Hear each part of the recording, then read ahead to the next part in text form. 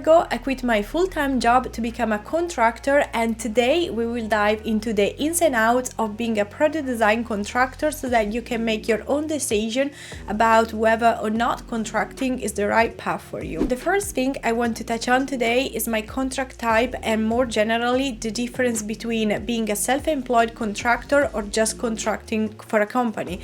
So what do I mean by that? In the UK, there are two different types of contracts, inside IR35 and outside IR35.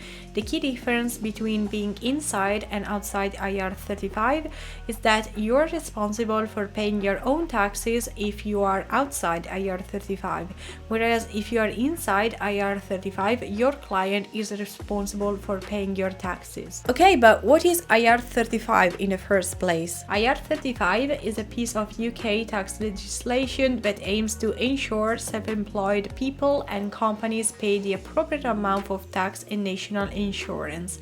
It was introduced in response to the issue of companies and self-employed people avoiding taxes and aims to ensure they are paying the same amount of tax and national insurance as those in more traditional employment. If you are classified as being inside IR35, it means that you're considered an employee of your company, which gives you similar employment rights as any other employee. However, you might not receive the same tax benefits as someone who is classified as self-employed, which may result in a lower income for you compared to if you were handling your own taxes. Being outside IR35 means that you're operating as a real business. You can pay yourself a salary, draw the remaining of your income as dividends, and remain responsible for your own taxes as usual. Working outside IR35 means that you are considered to be self-employed and are not subject to the same tax and national insurance rules as someone who is employed by a company. This means that your limited company is responsible for declaring and paying your taxes and national insurance contributions. First, you have to form a limited company beforehand if you want to contract outside IR35, which is not something that you can do that easily. And that's why if you're considering becoming a contractor, I think the easiest way to get started in the UK is to make sure your contract falls inside IR35 so that you can enjoy the flexibility without any of the hassles of being a limited company. I'll give you a few seconds to guess where my contract falls into. So my contract falls inside IR35, which explains why it was so easy for me to make the transition from full-time employment to becoming a contractor. Now that you better understand the different contract types in the UK, I want to tell you a little bit more about my personal journey. So as I mentioned, in the UK you can start contracting with literally no effort, and that's exactly what happened to me. Also, the recruiter was really supportive throughout the interview process and gave me all the information I needed to make an informed decision. And not to mention that I was also presented with an amazing opportunity to work for one of my dream companies on a fixed-term contract basis. Although I have applied for jobs at big companies for years without much success, I was not going to let this opportunity pass me by. I gave my whole self during the interview process, signed the contract, feeling excited, and started 2 weeks after I quit my previous job. Now let's go through the pros and cons of being a contractor. And when it comes to the earning potential, flexibility, and security that comes with contracting, it's really important to weigh the pros and cons carefully. So we will discuss this in more detail so that you can make an informed decision about whether contracting is right for you. So with that in mind, let's take a look at some factors to consider and potential pitfalls to avoid when making the leap yourself. Contractors typically earn more than their full-time peers, even 50% more in some cases. According to this report, the hourly rate of those working inside IR35 is higher, but that doesn't mean they actually make more money. And actually, they may end up earning less money because of tax reasons, but still, based on this source, their salary is higher than full-time employees.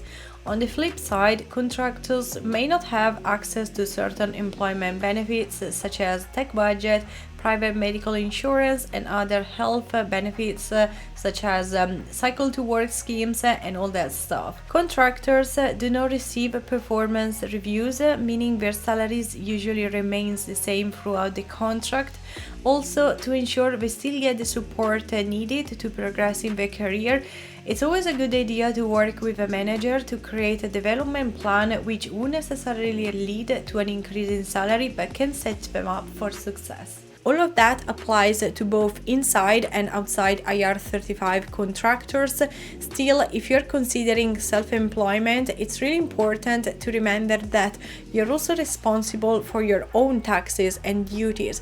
So it's essential to set aside money each month to contribute towards your tax bill. And failing to do so could have serious consequences, so make sure to plan ahead and save. When it comes to flexibility, contractors definitely have more advantages as they can switch jobs more frequently and without much commitment. I think the average contract length is usually between 6 to 12 months, though in some cases it can be extended even further. On the other hand, when your contract is about to expire, you may not find out whether it's gonna be extended or not until the very last minute, which, trust me, it's not fun at all. This makes it really difficult to plan ahead for holidays, parties, weddings, and just time off work, meaning that contracting is not always as flexible as we think. Another aspect to consider is, of course, security. In my opinion, we can break it down into financial and job security, which go hand in hand but are quite different as well. Financial security means having the necessary resources to support your lifestyle, while job security involves having a steady source of income and being confident that you can rely on it in the long term. Contractors can still take steps to ensure both financial and job security, such as setting up long-term contracts and negotiating for a higher salary for extra peace of mind. In contrast, employees often have more job security, so if you're concerned about that, you might be better off keeping your full-time job just for now. However, I must say that job security is not guaranteed regardless of your employment type, and actually during the tech layoffs in 2022, contractors were often exempt from the cutoffs. Something to think about, you know? I really hope this video helped you clarify what it means to be a product design contractor in the UK.